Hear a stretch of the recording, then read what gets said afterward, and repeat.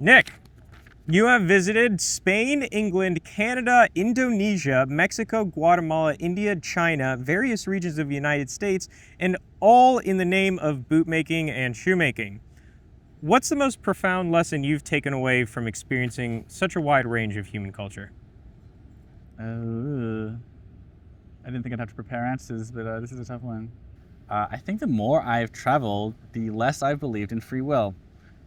Fascinating. I think that it is understood if you were to ask someone what makes a person, what makes us who we are, you would say it's some balance of nature and nurture. There's no self anywhere in there or free will underneath that. Like what we are is the reason I'm saying these words right now is because I was born in the place that I was with the genetic predispositions and personality and so on that I had at the time that I was born. And then I was subject to the forces that were around me growing up. And that led me here. And I found a key part of, while some people might consider this a pessimistic or nihilistic way of viewing humans, for me, it's really key and instrumental to developing compassion and being not judgmental toward people, which is that if I were you, I'd be you. When I keep that in mind, that look, if I was born into that person's circumstances, with that person's DNA, I'd be doing the same thing. That really helps to stop me from getting angry or judgmental or any of that kind of stuff at someone. I'm obviously still human and flawed, and sometimes I get angry at people anyway. But it's a pretty foundational part of my operating philosophy. Is that philosophy is called hard determinism, and some people find it kind of soulless, but I honestly find it really useful for improving my compassion. The idea that you could be any other person who you may or may not like if you were born into the conditions that they were born into. Yes. Pretty much. And it's funny, you can phrase this a million different ways and people will be more and less likely to agree with it, right? Like if I say we don't decide who we are, people get a little bit funny about it. If I say we have no free will, people grate against that. But this is really all the same theme. It's not a very theistic worldview, to be sure, but this dovetails pretty well with Buddhism, I find. The notion of they don't really think that the self is much of a thing that exists in the first place anyway. So that's sort of another topic, but it's actually, for anyone thinking that this is too nihilistic, materialistic, and soulless a worldview, I would argue that there is a strong through line from determinism to compassion and Buddhism. But that's another topic, sort of. What are some of the differences? So we kind of touched on cultural differences a little bit. What are some of the differences then that precipitate out in shoemaking and bootmaking in these different cultures you've been in? How do different places in the world, different people in the world approach and value and prioritize design, construction, materials, purpose in these footwear products that they're making? Yeah, it's not so much that different cultures have different approaches toward construction. So the difference is more between brands in different countries. It's more about what kind of custom they're going after. For example, if there are different shaped lasts in different countries because different ethnicities, different races, the average foot is a little different. Interesting. Jeans and stuff will tend to fit different, pretty much always fit different. And the store owners and brand owners will be unsubconscious about saying that. For instance, I've been exploring a lot of Indonesian denim brands lately because they've got shuttle looms down in Indonesia and there's a lot of denim coming out of there. Very cool. But bring it over to Vietnam, this doesn't really fit me right, even between these groups. And Aikido... Really, if you're just buying from Indonesia and Vietnam, the fits will be different. That's so fascinating. Aikido boots is that's a one or two man brand in Ho Chi Minh City. Maybe the only hand welting guy in Vietnam, if not one of two or three. When I did a video with him, I asked him why why to make your own shoe brand? I was a little surprised that one of the first things he said was like, well, I just didn't find these international brands fit the Vietnamese foot that well.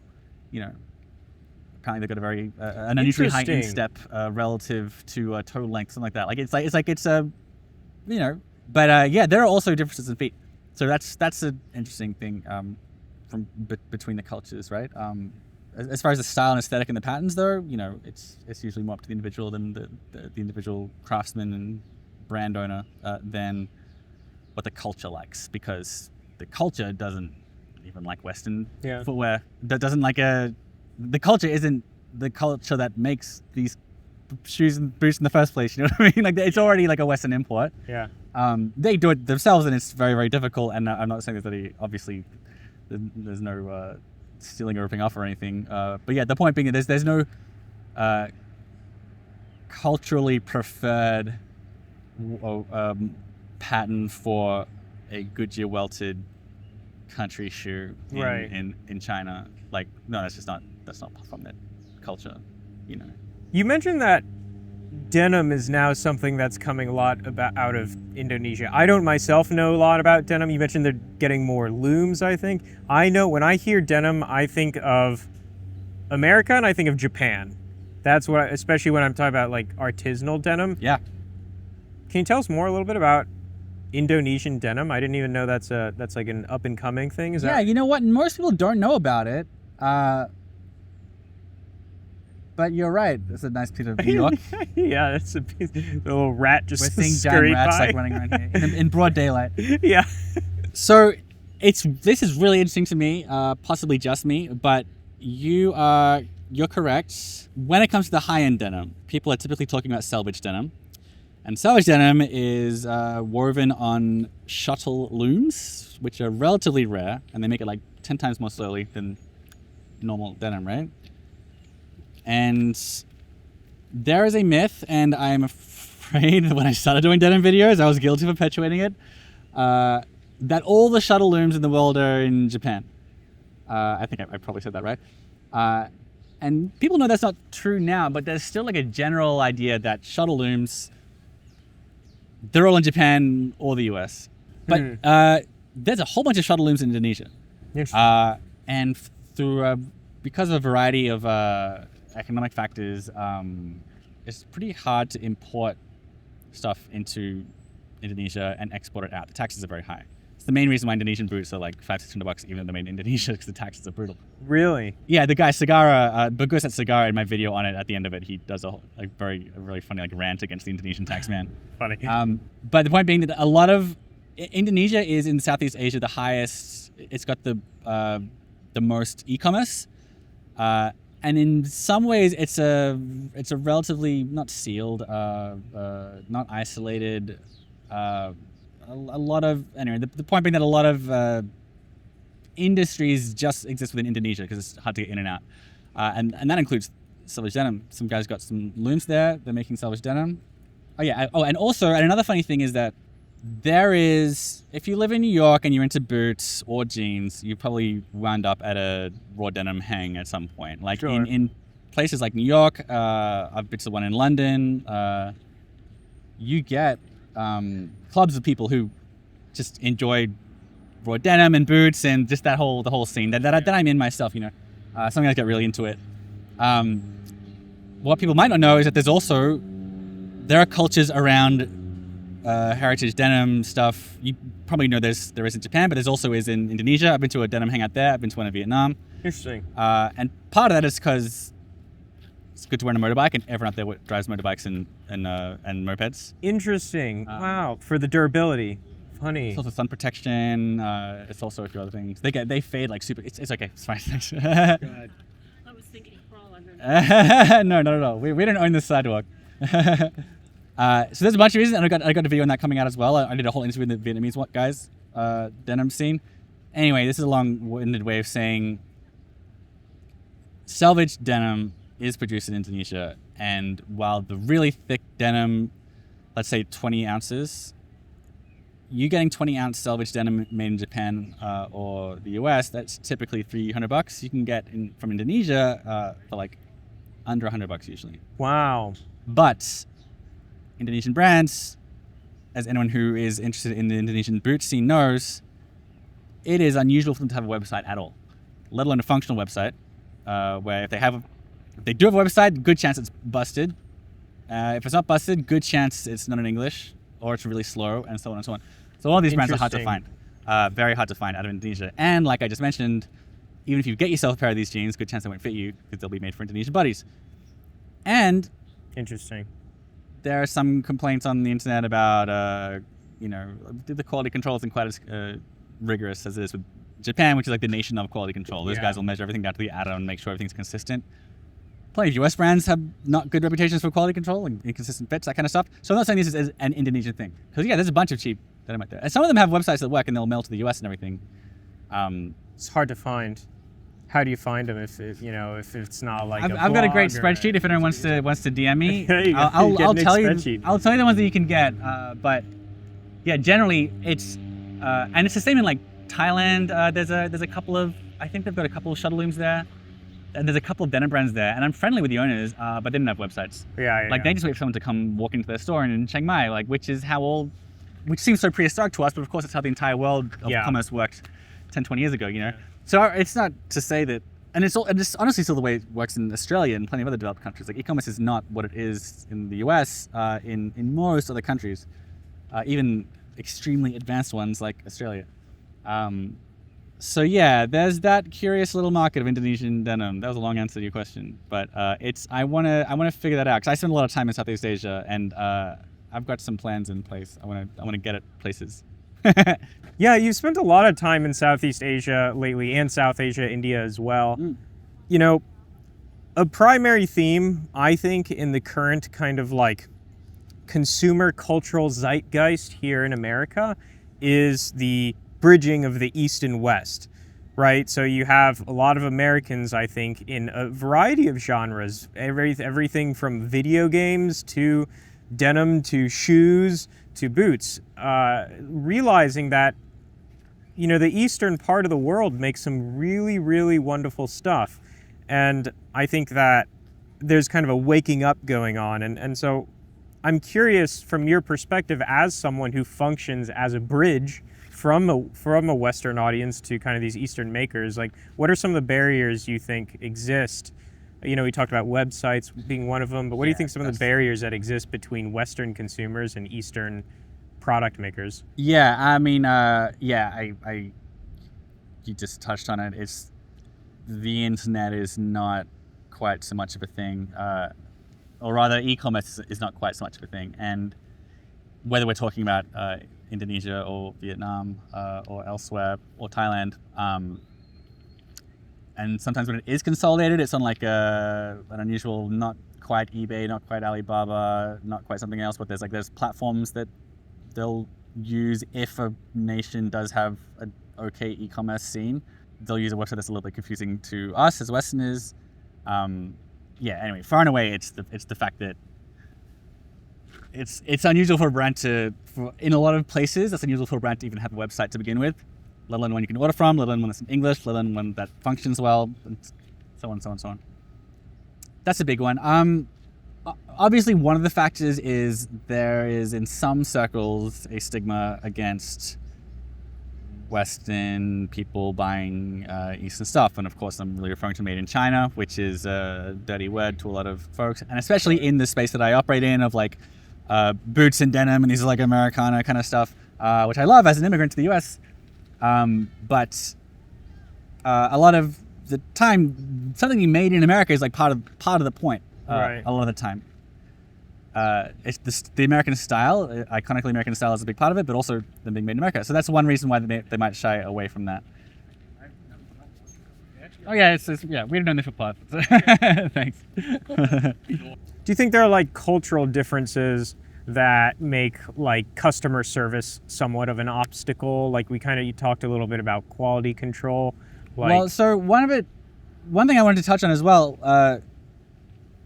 on the one hand, yeah, there is a stigma against, especially when it's Americana stuff, buying from the East, right?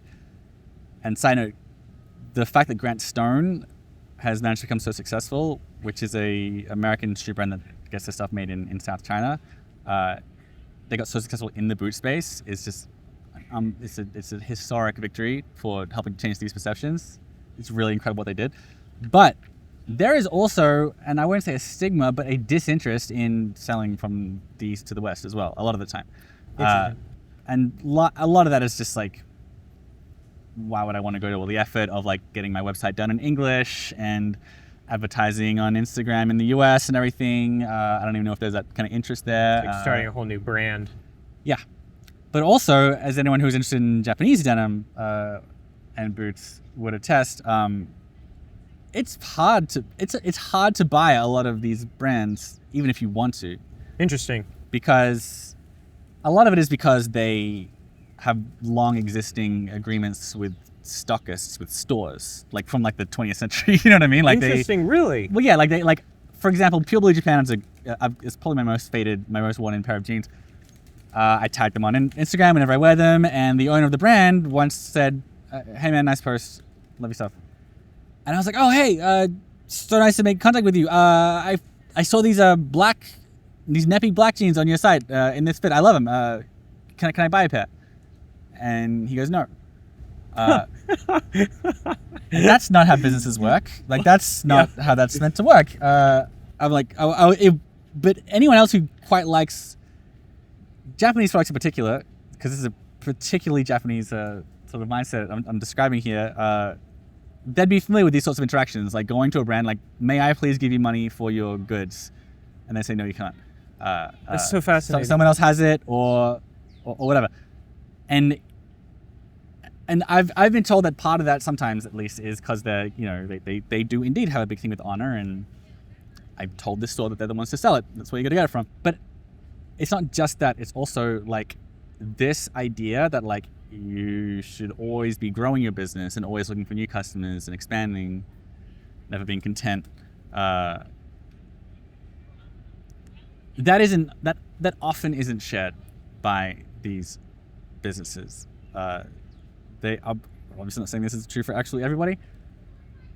But look, like maybe the question, when it's asked by some people, has some underlying entitlement. Like, why would you not shape your strategy to sell to me? Or why would you at least not go through the hoops you need to go through to send stuff to me? And a lot of the times, it's like, look, man, we can pay our bills. We've got customers. Things are going great. Thanks. Like, I'm not going to go hire an English language speaking social media person to answer all your queries. I'm not going to try and figure out e-commerce to go to the US. We're doing fine, thank you. You know, and that's like, that's a pretty famously Japanese way of looking at things. Not all of them, but that's a big part of it. I think that's so interesting you bring that up, Nick, because I got a comment on my Alan Edmonds video, and someone made a remark. They said, "Oh, well, Alan Edmonds, you can see from their marketing that, you know, the company is like trying to shift, right? Because their marketing is all very like fast fashion-y now, and they're trying to shift markets and do whatever." And I kind of respond, and it's just like seems out of place. And I commented back. I said, "Yeah, it does seem out of place. It's kind of weird." I was going to talk about it in my video, but decided to cut it. Maybe it's another video. And someone else commented below me, and they said, "It's Alan Edmonds trying to survive." And they had all capital letters, said survive. Mm-hmm. And I thought that was really interesting, because it's like Alan Edmonds' business, you know, it might stay the same, it might shrink a little bit, you know, maybe it shrinks and stabilizes, like it can do all sorts of things. But just the idea, I thought that comment so embodied this idea that here in especially America, I'm sure other Western countries as well, if you are not growing, you are dying. And that is an idea that I think is not shared by many other places in the world, especially in the East, especially like you said in Japan, where you have people who are running businesses and like they are okay with running a business that is stable, feeds themselves, they're doing something they enjoy and are passionate about. Like they don't have this kind of almost fear-based urge that I think a lot of business owners have in America, where it's like, if you're not growing, you're dying, right? And you may want to grow because you want to grow, and that's okay too, but I think that's a really important kind of cultural difference when it comes to merchant and consumer culture in these two parts of the world. Yeah, it's funny. If believe it or not, I have a business. My Stridewise thing is a business. It's a blog. It's a YouTube channel. I have like several full-time employees. I'll confess, I'm no stranger to this idea of like, God, this is enough. I don't want to hire more people. I know I could be doing this and putting out more content, and I should probably have like a content marketing person on staff. And I just hired a new editor, but then I had to fire her a week later because it turned out that she sucks. This is a pain. Like, I don't want to have to deal with this. Like, my bills are paid. Do I have to keep growing? Like, and definitely the average. I don't know if this is true of everybody, but like, a lot of people start a business being like, I'm gonna get rich, but then like once you're fine and comfy, and you gotta figure out how to level up. It's like, I don't have to though, do I? Like, I'm comfortable and it's fine.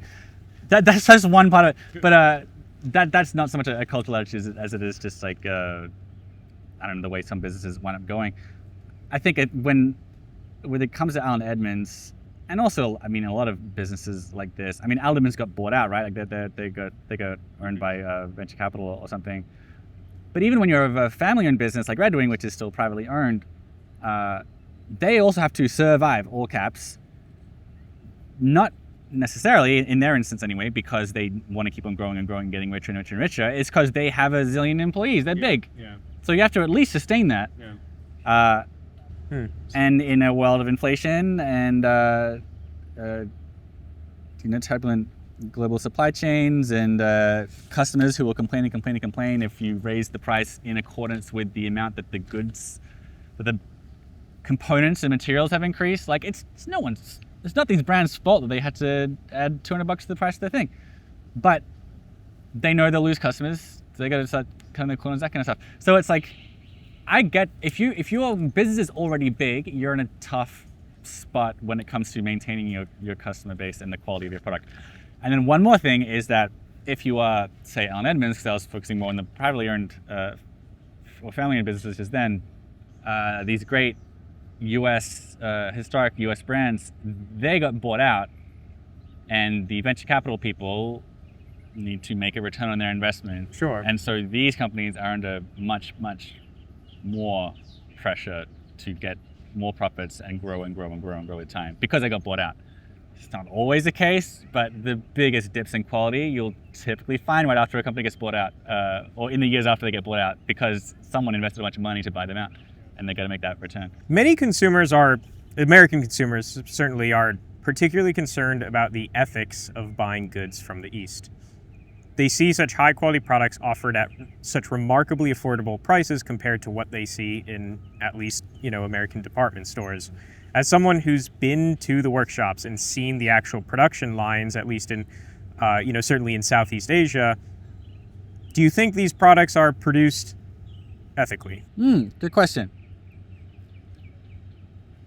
It's true that I did not get a first-person look at their pay stubs, but I do know that this is skilled work, and I do know that in these factories, be it in India or Indonesia, it's a skilled.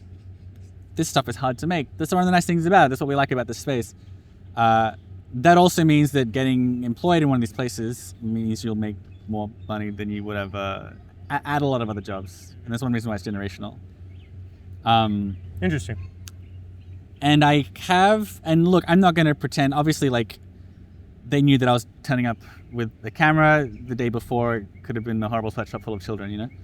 That's a bit mean to the brands, but you know what I mean. Sure. So I won't pretend to have a 100% objective view of how things go there. But when I talk to the people employed there, it's not very far away. It's like a cobbler is a respected position here. It's a manual trade. You need to have a mentor. They call it a guru in India, of course. Mm-hmm.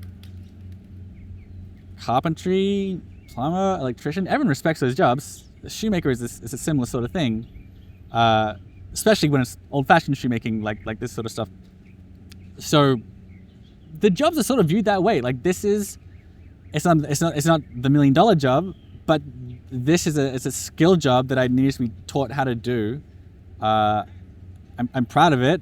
I like that it's manual and I can point to something that I've done at the end of the day. And more importantly, it lets you earn more than minimum wage, right? Now, for me, the ethics question sort of splits into where a lot of the time when people say, I don't want something made in China or India, they're really associating with goods that come out of this country as being bad quality, which is silly, and probably steeped in a little bit of racism. Or that plastic toy that I got with McDonald's was made in China, therefore it must be bad. Like, well, there's 1.5 billion people in China. You can get the highest quality thing made in the world there if you want, right? So sometimes it is just founded in like a bit of xenophobia, right? Sure. Other times it's, I think there are justifiable reasons, namely, I don't know if a nicer word for isolationism is, but you want your dollar to stay in your country's economy. Yeah. I suppose because you feel more of a kinship with people of your own country, or because this economy is important to you. It's what sustains you as well. You want to keep your money in here if you can, if you've got a choice between two products. I think that's fair enough. The other thing is that it is true. I spent 2 years living in Shanghai myself, and I confess, and this is not true of every Asian country, it's very true of China, I felt a bit of guilt every month when I got my paycheck and I saw the amount that was going to the Chinese Communist Party's autocratic rule. It's like a tax. I'm just talking about the taxes. Yeah. Forced labor camps, obviously the suppression of free speech, like political distance, all that kind of stuff. So, and a typical counter as well. It's not like America's perfect. It's like, no, they're not perfect, but they're not doing that. And we can do this all day. I have a master's in international relations. We can do this all day if we want. But anyway, the point being that if someone says, I don't want to buy stuff made from overseas because I want to keep my dollars in my own country if I can, that's fair. If the reason is I want to minimize the amount that I am supporting problematic governments, if that's your take, all right. Okay. So I think there are okay reasons to want to avoid foreign-made goods and purchases, because whatever you buy, there are taxes at some point coming out of it. Obviously, that doesn't mean you're doing everything you can for those people, and you're probably doing other stuff that has a bigger impact than if you bought that pair of shoes. But nonetheless, if that's your operating system, it makes sense to me. What I don't think is justifiable is if it's made from China, it must be bad. Sure. Thank you. I've got just one more question for you, but it's one I think I'm kind of almost most excited to ask this one. In the past 5 years, it feels like there's been something of a renaissance in the industry of high-quality footwear. From Rose Anvil pioneering material and construction transparency, to the Iron Snail expanding on the stories behind these products and brands, to Stridewise providing international boots-on-the-ground coverage of the workshops and people responsible for these products, what do you think the future holds for this industry? That is a good question. I was asked something similar the other day. And so where my mind goes when I'm asked that question is more that, like, there are a lot of countries that like this stuff and don't have it and would quite like to. And part of that is Australia, because there are zero boots just aren't a thing in Australia at all. We have Aaron Williams, we have Chelsea boots, but the idea of getting a pair of boots like this doesn't make any sense to an Australian. Interesting. But the rise of globalized communication, internet, digital marketing, guys like me on YouTube talking about American boots, but being watched by guys in Australia or Europe, it's making people in these countries who always would have been very happy to get a pair of these boots, now they're like kind of actively like starting to find them and want them. I don't know. It's nice to have water-resistant shoes. And even though I grew up in the tropics of Australia, where when it rains, it's like a solid wall of water outside. You get like swimming through. Still, no one had shoes. No one had boots, resoldable Gucci welted boots. You know, sometimes they might wear Wellington boots. You know, but generally it's just like, I'm gonna get caught in the rain today. That's gonna happen. I don't know. There's a lot of places where like cool, durable footwear. People like it. It's not really niche, like selvage denim. Like it's hard to convince the average person to spend on that because the loom is harder to maintain type thing. But good-looking old boots, everyone likes. I can get any guy who doesn't care at all about fashion, even an Australian who really don't care about fashion. I can give him a pair of boots, and I've done this a lot to Australians. They're like, ah, sweet. The most masculine guy who would never talk about clothes, who'll be like, ah, sweet, I like these.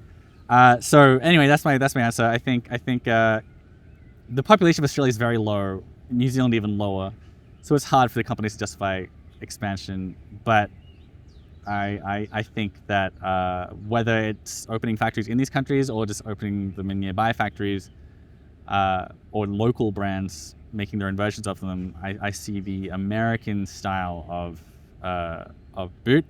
I see more of that going throughout the West. The East, that's the I think probably I'd like that to happen. I'm honestly kind of, there's a guy in Malaysia who's opening a store. He likes my channel, and we hung out in Vietnam, and he already owns a bunch of stores. He has a lot of hobby businesses. He's a very rich real estate guy. Anyway, he's like, I'm gonna do this in Southeast Asia. I'm gonna open this. He's already got the store almost open in Malaysia. He's got one coming up in Singapore. And he's like, look, Asian guys, they like having boots. They like denim. They ride a lot of motorbikes. All these, the ingredients are all here for this to grow. And I would have a harder time pretending to have a good grasp on the mindset of the average consumer in Asia relative to Europe and Australia, because, you know, Western culture and so on. But if they can get the goods to be not too expensive, and if the, you know, GDP per capita is in the right spot, yeah, I think it's gonna spread. Especially Europe and Australia. I feel someone's gonna come up with solutions to that sooner rather than later. Wonderful. Nick English, thank you so much. Thanks for coming to Queens. Wonderful. That's it. Oh. I think that was great. I think that was wonderful. Thanks. I appreciate you doing that.